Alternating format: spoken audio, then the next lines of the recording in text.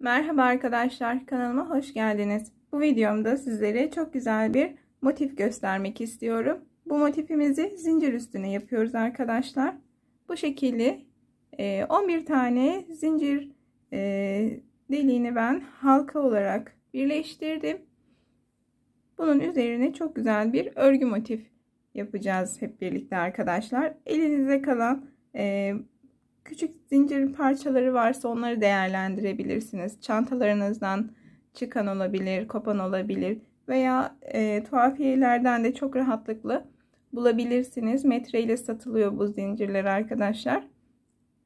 Ben daha önceki videomda kolye yapmıştım. Zincir üzerine kolye nasıl yapılır adında bir videom var. Ondan kalan zinciri ben düşündüm. Bu şekilde motif olarak tasarladım. Şimdi bunun yapılışını göstermek istiyorum sizlere. Tığım 1.5 milimetre.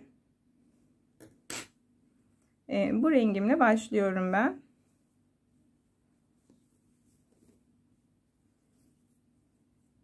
Öncelikle bir tane zincir çekiyoruz. Zinciri birleştirdikten sonra tam 11 tane zincir halkasını birleştirdim ben. Zinciri örerken yönlerine çok dikkat edin arkadaşlar. Karışık olmasın. Hepsi aynı yöne bakıyor olsun. Şuradan öncelikle bir tane gözümüze batarak ipimi sabitliyorum. 2 tane zincir çekiyorum. Doluyorum. Aynı göze batıyorum. İlmek alıp ikili trabzan yapıyorum. Tekrar doluyorum. Aynı göze bir tane daha batıp ikili trabzan yapıyorum. Tekrar doladım. Bakın zinciri düzelterek gidiyoruz. Yanındaki göze batıyorum.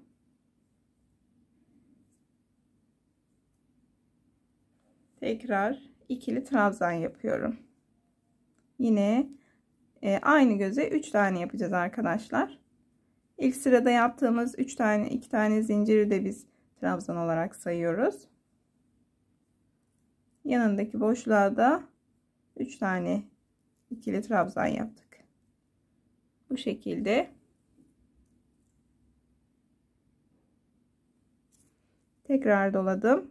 Tekrar ilmek aldım. Yine ikili trabzan yapmaya devam ediyorum.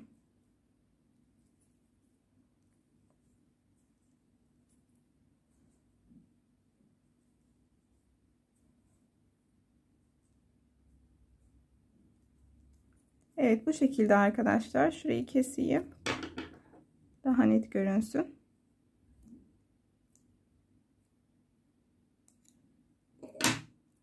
Evet, bu şekilde zincirimizi dolduracağız arkadaşlar. Her bir göze 3 tane ikili trabzan yaparak dolduruyoruz. Evet arkadaşlar, ben zincirlerimin içine doldurdum. Halkayı tamamladım.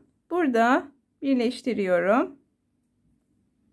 Başlangıçta yaptığım zincirin içinden tığımı geçirip bir zincirle kapatıyorum. Burada kesebiliriz. Bu şekilde gayet hoş duruyor ve daha sıkı duruyor, daha diri duruyor motifimiz. Yamulması, büzülmesi yok arkadaşlar. Şimdi ikinci rengime geçiyorum. Çok pardon. Bir tane zincir çekerek başlıyorum. Hemen burada kapattığımız yere batıyorum.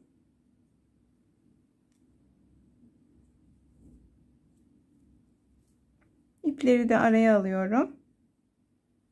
Sabitledim. 2 zincir çekiyorum. Doluyorum. Yanındaki ikili trabzanın tepesine batıyorum. Bir tane ikili trabzan yapıyorum. Tekrar doluyorum. Yanındaki ikili trabzanın tepesine batıp yine ikili trabzan yapıyorum. Doluyorum.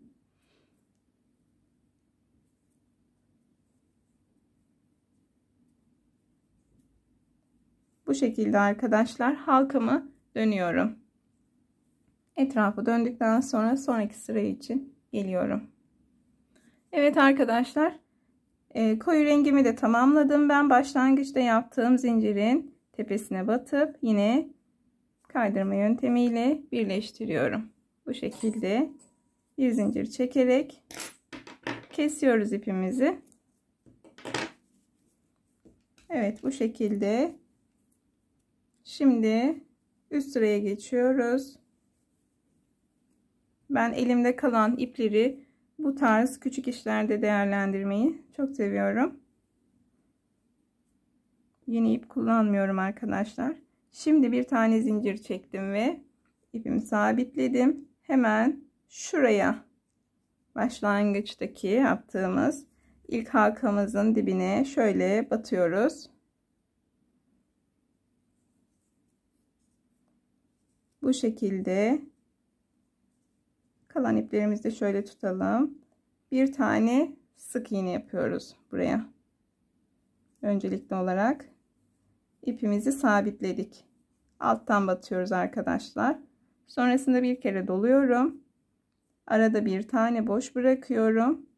İkinciye şöyle batıyorum.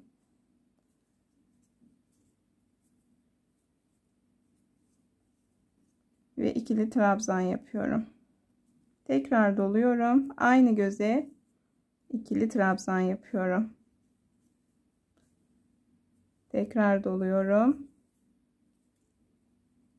Aynı göze 5 tane ikili trabzan yapıyoruz arkadaşlar.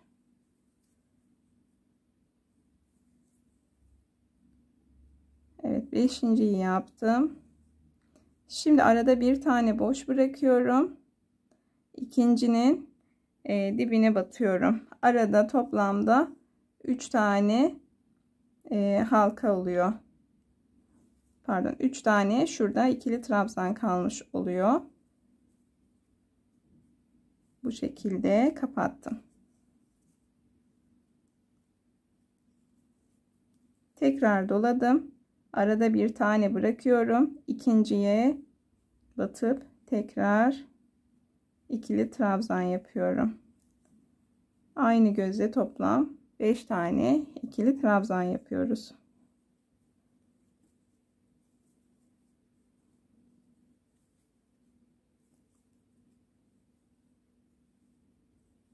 Evet, bu şekilde.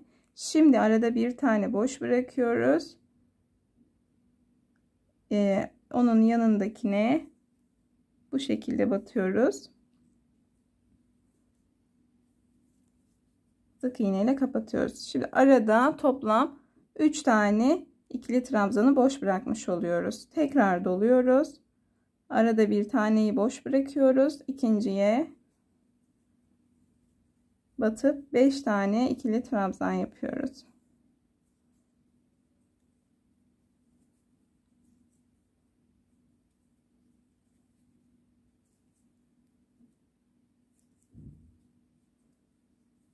Evet. Tekrar arada 3 taneyi boş bırakıyoruz. Dördüncüye bu şekilde batıp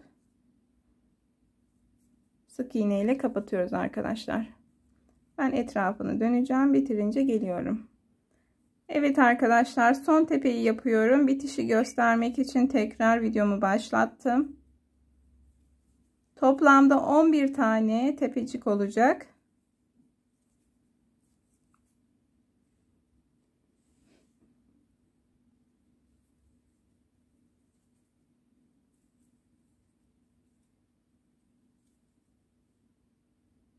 Evet, bu şekilde son olarak 5 tane ikili trabzanımı tamamladım. Başlangıçtaki sık iğnemizin tepesinden kaydırma yöntemiyle geçiriyoruz tığımızı ve bir zincirle ipimizi kesiyoruz. Hemen hızlıca arkadan kalan ipimi de toplayalım.